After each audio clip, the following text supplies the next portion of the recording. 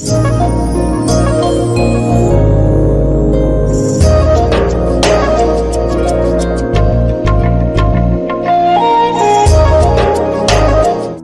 kinds of species are found in this nature.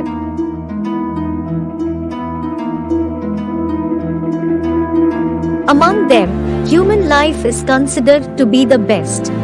As the saying goes, it is a great fortune to attain a human life, because, according to the scriptures, someone gets a human life after wandering in the 84 lakh species. It is said, to suffer the consequences of his bad karma, a human being has to complete the cycle of 84 lakh species. And then, by performing good karma in a human body, he attains moksha. But does he attain moksha in reality? Is it necessary for a human being to have birth in other species to suffer the consequences of his bad karma? Today, we shall cast light on all these beliefs with the help of a few facts. As is the seed, so shall the tree be. If a mango seed is sown, only a mango tree will grow. Bananas can't grow from a mango seed. When a seed is sown again and again, it can lose its power, but the species can't change. For example, wheat can't grow into rice. In the same way, the soul is also a seed. It is called ruh in the Muslim religion and spirit in Christianity. Science considers it as energy. There is a principle of science which goes, energy is neither created nor destroyed. It means the soul is eternal, it is neither created nor destroyed. Because of being intellectual beings, we form karmic accounts with other human beings. So, our next birth should also be with human beings. Had wandering in the 84 lakh species been compulsory, the population of the human beings should have been very less. But the population of the human beings is increasing incessantly, whereas many other species are becoming extinct. When the very species are becoming extinct, how can someone say that there is a cycle of 84 lakh species in total? If human beings have to reincarnate in other species to suffer punishment for their sins, why are they sorrowful today? In fact, every human being should be happy. But it is seen today that human beings are carrying load like donkeys. They have become ferocious like lions, and sorrow-giving to one another like insects and spiders. To suffer the consequences of their sins, they become blind, lame, leper in the human species itself. They die on roadsides begging for a piece of bread in winters. And the dogs of the rich travel in cars.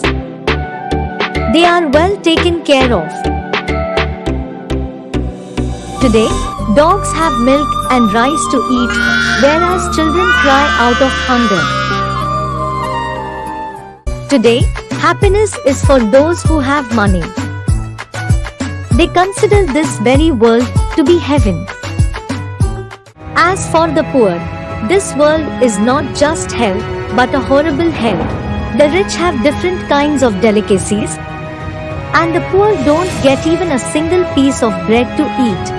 There are even such villages where people eat rotis made of mud to survive. Even poets have said about poverty, Nahi daridra sab patak punja. It means, when a person commits a lot of sins, he has to face poverty. According to Darwin's theory, earlier human beings were monkeys, but no one ever thought, if monkeys were the ancestors of human beings, why didn't other monkeys also evolve into human beings? Why did the species of the monkeys keep evolving? All monkeys should have evolved into human beings. Today, in spite of the fact that Darwin's theory has been proven wrong, some scientists are still in doubt and some are trying to prove it right. In hundreds of researches conducted by Indian as well as foreign scientists, not even a single person said that they were an animal or a bird in their previous life. In fact, every one of them has mentioned being in a human species. On one side, the cycle of 84 lakh species has been mentioned in the scriptures, and on the other side, there are such examples in those very scriptures where human beings have been shown to have reincarnated in the human species itself. For example, in the Mahabharata, there is a mention of Shikhandi, who was Amba in her previous birth. Draupadi was a devotee of Shiva in her previous birth. And there are many more examples in the scriptures, like Devaki and Vasudev, Yashoda and Nand, etc. There is no coordination in the various stories of the scriptures. There is no proof for any claim. It is because, as time passed, many alterations were made to the scriptures. Consequently, truth vanished. It is because, in whatever way someone understood the scriptures, he interpreted them in the same way, and the Indians blindly accepted those interpretations. It is worth giving a thought that when a human being doesn't have the complete memory of even a single birth, how can anyone explain the calculation of the 84 lakh species? Sages, saints and holy men interpreted the concept of the 84 lakh species according to their own opinion, so that no one would ask for a calculation of it. Nevertheless, in the Srimad Bhagavad Gita, there isn't a single shlok in which the 84 lakh species have been mentioned. The Gita has been said to be the crown jewel among all the scriptures. No human being can deny its truth, as it has directly been narrated by God. All these facts prove that a human soul has birth only in the human species. In this way, the belief of being born in the 84 lakh species is proved to be false, and along with it, the theory of reincarnation is proved true. Hinduism believes in reincarnation, but other religions don't. The Hindus cremate their dead, the Muslims and the Christians bury them, and they think that after the body is buried, the soul doesn't have another birth. But according to the research on the concept of reincarnation, many examples of reincarnation have been discovered even in Muslim and Christian families.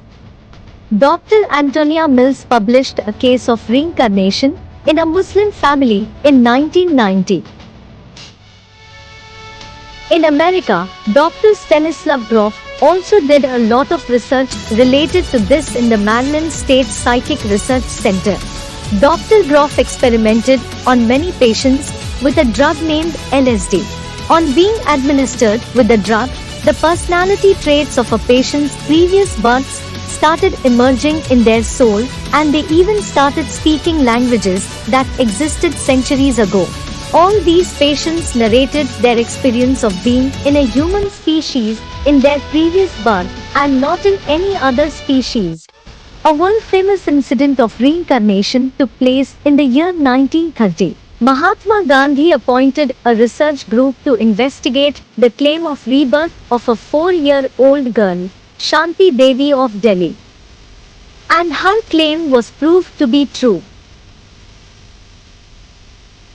And Dr. Ian Stevenson studied more than 1,000 cases of reincarnation in Asian, American, European, and Mid Eastern countries and found that reincarnation is a fact. He also wrote many books on it. People belonging to every religion are reborn. It is because birth is connected to karma, not religion. A human being has birth based on his karma itself. If a person performs good deeds, he receives an elevated birth, and if he performs bad deeds, he has a lowly birth. This is the very reason that today some are born in a poor family and some in a rich family. But no one can be liberated from the cycle of birth and death. It is mentioned in the Gita as well. Death is inevitable for someone who is born, and if someone dies, his birth is also certain. It is also said in the Gita, it isn't necessary for God to perform any action. Still he is engaged in it. Even God has to come in this world's cycle. Then how can human souls be liberated from it? Only God narrates the knowledge of the world cycle, that there are definitely 84 lakh species. But human beings don't have a birth in them. Human souls just have 84 births. Likewise, God doesn't incarnate in the form of animals. Even he takes on a human form and comes to this world only once. There is very little time left now. It is because out of the 5,000 years world cycle, 4,985 years have passed. Just 15 years are left. Those who make use of their intellect, recognize God, and make effort to become Narayan from a man and Lakshmi from a woman, those very human beings who think and churn are very fortunate. For them, God has said in the Gita, Mam upete tu konte, punarjan na vidyate. It means, after attaining me, nobody is reborn in this sorrowful world.